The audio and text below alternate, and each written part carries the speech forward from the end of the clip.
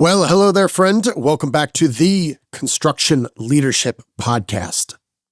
Earlier this week in episode 435, I interviewed Mr. Adam Lingenfelter, founder and CEO of luxury homebuilder Lingenfelter Homes, based in Dallas-Fort Worth.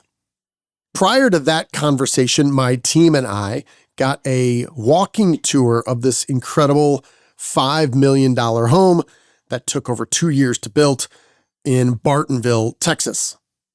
The project manager on this build was Taylor Parker, and he was very thoughtful. He was generous with his insights and his time, and obviously knew this home inside and out, which was a sprawling one-story single-family home that had different elevations for the foundation itself, a hidden bathroom off the kitchen, and a basketball hoop in the garage. As we were finishing our tour, Taylor asked if we had any questions, and I had 3 specific questions I wanted to know. The first one was about Adam Lingenfelter's leadership style, because what I have observed is Adam's ability to walk this thin line between giving lots of autonomy and allowing construction managers to run their own projects, while also being very available for when inevitable questions arise. And for any leader that wants to develop a self-managing company where they're not constantly being pulled away to make decisions on minor things that come up, it's this tough balance between being available and descending into the weeds on certain things. So that is the first question. Then I asked questions about how Taylor perceives the strengths and weaknesses of subcontractors, and what are some non-obvious things that the best suppliers do that make an impact in his business. So this is the feedback from project manager Taylor Parker of Lingenfelter Homes.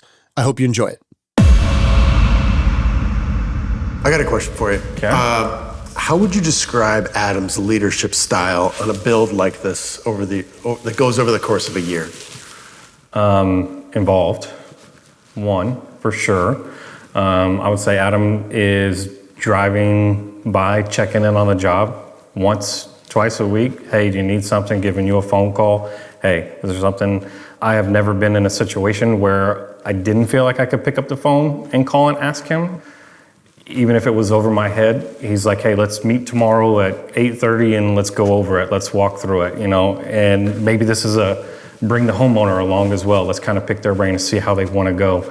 So he's my go-to for all the unknowns that I haven't encountered yet. So, how challenging is it for you to find subs that can meet kind of your expectations, let alone the homeowners who seem to be of a high degree of specificity of what they're looking for?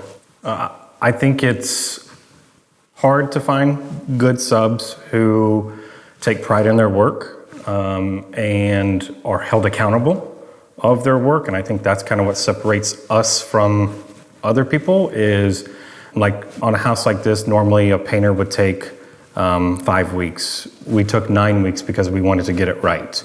And if that's causes delays at the end for move-in, then that's the way it is, because we want to deliver you a perfect product at the end of the day. So it's just holding people accountable, I think, what we do better than most. 9 weeks on the paint? Yeah. My gosh. Yeah. How often was the homeowner coming out to the property to visit and check on things? At least once a week, and I would probably talk to him 3 times a day. Yeah. Oh, yeah. And if not that, we had a weekly conference call every Thursday at 3 over Zoom or whatever. What's the update on the house? What can we do to help fast track this? What am I missing? So it was a very collaborative build between us and the homeowner as well. He was very involved. Once you guys set the closing date, so you get a few months out, what's the expectations on paper, and how do you hold them accountable to just say at a certain point, we have to be some version of done, and you got to move in and stop making changes? Yeah, so I think appliances is a big end all for us, okay. Right? Once we get appliances or flooring in somewhere around there, we're going to tell you you're probably 45 to 90 days out, depending on the the build itself. And then at that point is like, hey, you want to do that? That's fine, but let's wait till we're finished, or if it's something we can sneak in now, absolutely. When we do a final walk like this, we do it about a week before, and we go, okay, this is your last opportunity to tell us what you want fixed or done, and it goes on a paperwork that's documented, and that's it. Anything else would be an extra, and we would just say, hey, once you get moved in, get settled in, let us know what is best for you, and then we'll come in and do our thing. Maybe last question for you, Taylor. Appreciate you taking time. Yeah, no problem. For suppliers that you guys are working with, what are the little things they do that make your life easier, and maybe any non-obvious things they do that are little and don't seem like a big deal, but negatively impact you on like a day-to-day basis? Just job site awareness, really. The frame stage or the trim stage, right? When you have a lot of material kind of scattered around, when you drop it off, are you dropping it off and just letting it fall off the truck, or are you like making it nice and neat and put it in a place where it's not going to get broken, so I don't have to call and say, hey man, what's going on? Those little things help showing up on time. Like, hey, I'm calling you 2 weeks ahead. I'm going to be ready for you on this day. And you're calling me the day before and going, we're still ready? Absolutely, send it. So I think driving a schedule and just having job site awareness and cleanliness, I think it all boils back down to pride in your work, right? Whether you're a truck driver or the home builder or a painter, like be the best at what you do, right? And I think that's what's going to separate a good supplier to a non-good supplier. Never built a house like this, but I distinctly remember the way the material showed up that I largely wasn't there for. Homeowner would come, see the way it was delivered inside the house or outside the house, and then be very vocal about the inferences they're making about the way it's delivered and how we're managing it, and want to make sure that doesn't end up in there. And you're just like, although I can only imagine that's... Yeah, it's very challenging at times, especially when you have multiple projects and can't always be here. Yeah. The good thing about a lot of our suppliers is they'll call us 30 minutes to an hour ahead of time, say, hey, I'm headed your way, I'm going to be there. Great. Don't do it until I get there. So I try and make a point to be at every delivery and tell them exactly where I want stuff.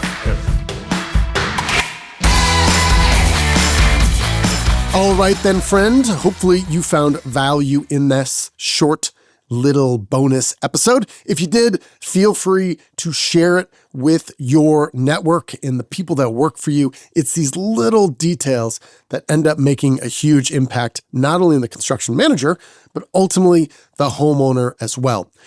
If you did, in fact, get value from this brief episode, please rate and review us on whatever podcast platform you are listening to. That means more to us than you know, as we strive to grow our audience, to bring everyone in the construction community closer together, to help us build more profitably, productively, and safely. That's all we've got. We're going to close out with our leadership mantra. You, my friend, are owed nothing. Deliver value first. Make it a great week.